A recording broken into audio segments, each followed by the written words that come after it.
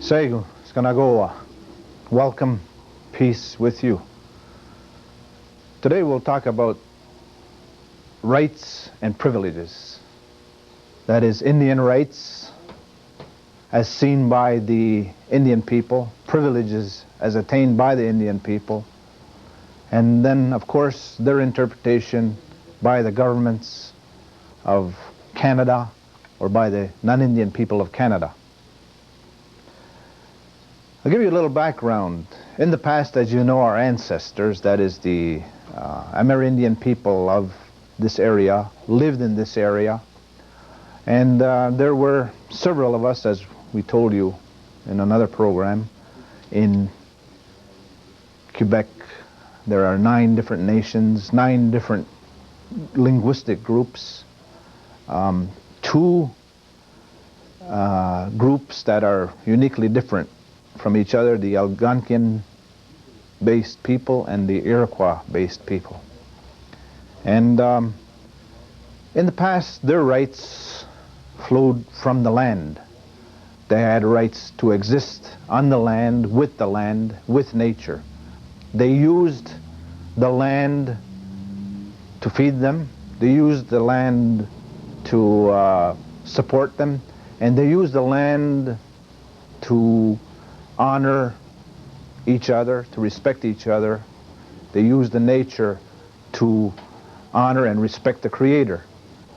And they had probably disputes over territories. It normally happens with human beings, and of course we were human beings, and still are. And we used the lands, and we had the free access to the lands. And we built the type of houses that we wanted. For instance, the Iroquois and Mohawk people had long houses made out of bark, and they were similar to cabins that you see present day. Sometimes there were as many as 6 families that lived in them, so they were considered to be the first apartment units in North America. And others lived in tents made out of bark. For instance, the Micmac people did so. Others lived in tents made out of hides, like the Montagnard and the Scapi. Others lived in tents made out of cedar boughs with leaning branches. So, and when they clothed themselves, they used what was accessible. Some used roots, woven roots. Some used woven leaves. Others used skins from animals. Others used furs. And besides that, and more than that, we had organized societies. And especially the Mohawk, Iroquois people. And I mention this because many of you are informed that we were living as nomad wild people, no organized societies. And within these societies, we gave ourselves or recognized certain privileges and exercised certain rights. And these were structured so that one society would not interfere with another. Of course, that's the purpose for an organized society. And the theme and the underlying principle of this society was peace and coexistence. Of course, if anyone didn't want to have peace, then proper actions were taken. So we lived in a land which was plentiful. We lived in a way that was organized. We lived in a way where we respected each other, and we respected whoever gave us that, a creator. And we respected the products of this creation and the products of our activity, the things we made and the land that existed. We respected all these things. And our people were taught to respect each other. So on the arrival of the non-Indian, it goes to follow that when these strangers came to the shores, they were helped by our people. Contrary to old history books, the new revelations and new evidence state that this was the fact. that our people helped the people when they landed on the shores of what became to be known as North America.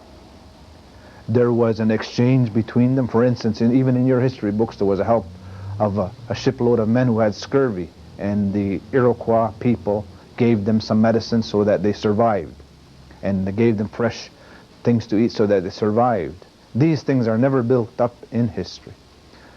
And so this type of existence, and more important is that the land and the idea of Indian people towards the land was that if you needed something from it, take it, but don't abuse it.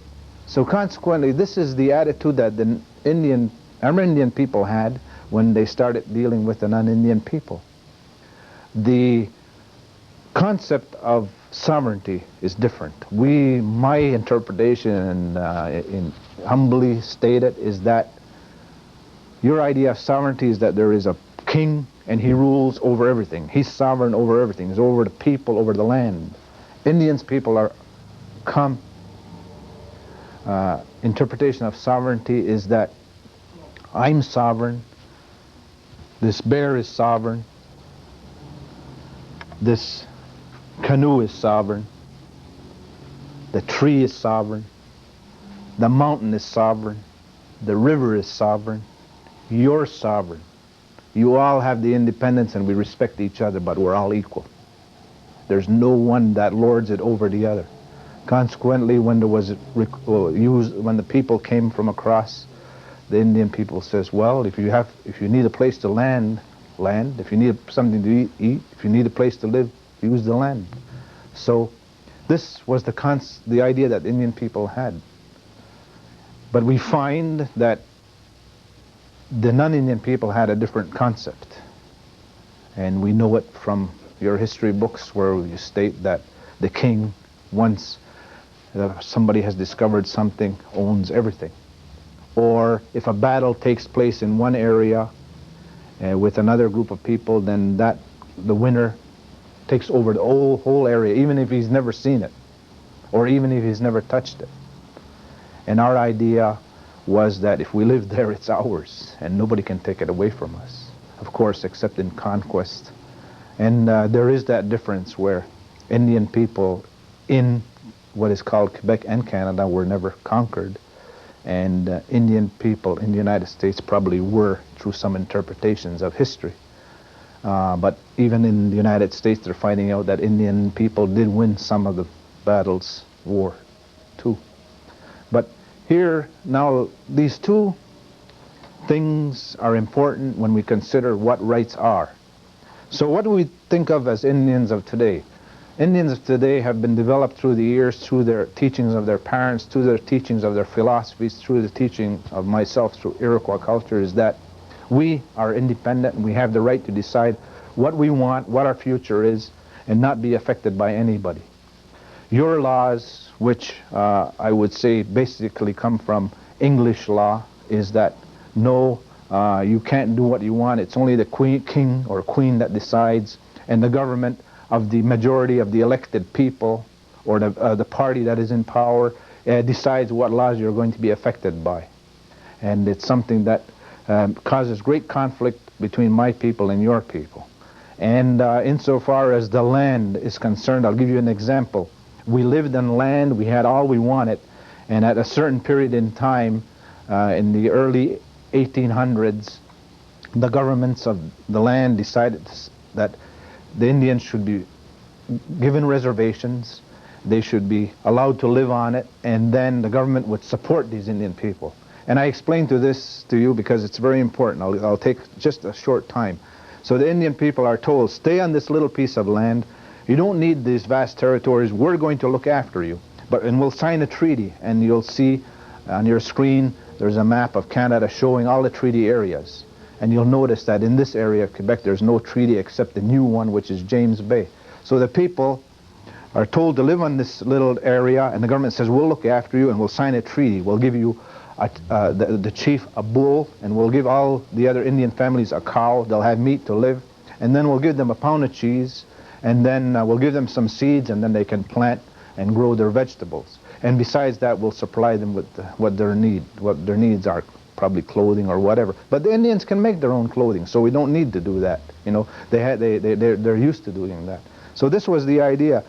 And then all of a sudden the government came around and says, no, it's too hard to give you a bull and a cow and cheese. Now we're going to give you money. And the Indian says, no, the treaty was for that. Oh, the government says, this is better. It's easier to handle. So you take your money and you can buy what you want. Indians reluctantly accept or are forced to accept. Then finally the government says, no, we're not going to give you money anymore. We're going to give you a check. But the government says, we don't understand check. The Indian says, we don't understand paper. It's not money. You told us money is this, silver, gold. Now it's paper. And then now it's another kind of paper. Oh, it's all right. It's got the Queen's signature. So the Indians reluctantly accept the check. So they go and change their check and they buy. Then finally the government says, well, now it's too hard. All the people that rely on the government, they get a check and it's marked welfare on it. Welfare check. The Indian says, no, that's not the same as the bull and the cow and the money and the gold and everything. So finally he reluctantly takes the welfare check. And what happens? Now all the Indians live on welfare, you know. That's the interpretation that the people get, when really in fact it was an agreement for the use of the land and the taking of the land, and there was no such thing as welfare at that point in time. For that matter, if you want it to be fair, the Indians people provided welfare to the non-Indians when they first landed, and they treated them properly. Now we're provided with welfare, so-called to replace an agreement for land, and we're not treated properly. And that's the way we feel. And this is why I say there's an importance in the thinking of the two peoples, and this got to be resolved. We, as people, believe that we have all these rights: hunt, fish, exist, build our houses the way we want, do our business the way we want. For instance, the Indian people are arguing today that anything that is specifically theirs should be theirs. And what we developed and what is ours is ours. For instance, hunting and fishing, we did it here. We still live on it. We should have that right. We should maintain it. We should use it to build ourselves. The planting of corn, tomatoes, which is products of Amerindians, cocoa, rubber, and tobacco, that's specifically Indian. That should be ours. But what is really happening? The laws of Canada state that I only exist at the will and whim of the government. And you look at the laws. The government says, I have to live on the reserve. The government says, who is going to be Indian? The government says, what I can do as an Indian. You know, I'll tell you one thing. We believe we have the right to hunt and fish. Do you know that the only thing we have is the privilege to hunt and fish? There is no law that says Indians have the right to hunt and fish, recognized by the Canadian government. We're tolerated. Year by year, anybody, any government, any minister could say, no, you can't hunt this year or you can't fish this year, as they desire. And a lot of you believe that, oh, we have so many privileges and so many opportunities. The only temporary privileges, temporary opportunity. Nothing is written down, or anything that is written down is not respected. So this is the difference between your interpretation of rights and our interpretation of privileges. And your interpretation of privileges and our interpretation of rights. They're not, they don't jive with each other, and they got to, because this is going to cause a conflict from here to kingdom come. And it makes our people frustrated, you know, just to have come out of, you know, right now a lot of people say we get free education. Well, your people had free education for many years, and ours have free education only from a limited period. Don't forget, the law stated that if I became educated and a doctor, a lawyer, a professional, I lost my status of Indians. The law stated that if I left from my reserve, I had to ask permission. The law stated, until recently, that if I wanted to sell you something, I had to ask permission from the government. So I just wanted to finish off by saying that your interpretation of rights today is similar to ours. You all want your independence and your freedoms, and this is what we wanted all along. We want, and we believe that we are the only ones who can decide how we will exist, how we will continue our culture and traditions, because there are three things you have to control to maintain your livelihood: the education of your children, the administration of your laws, and the justice. Who's going to decide whether your laws are right and wrong? If you don't control these three, then you don't control anything. And this is all we want, the control of these three.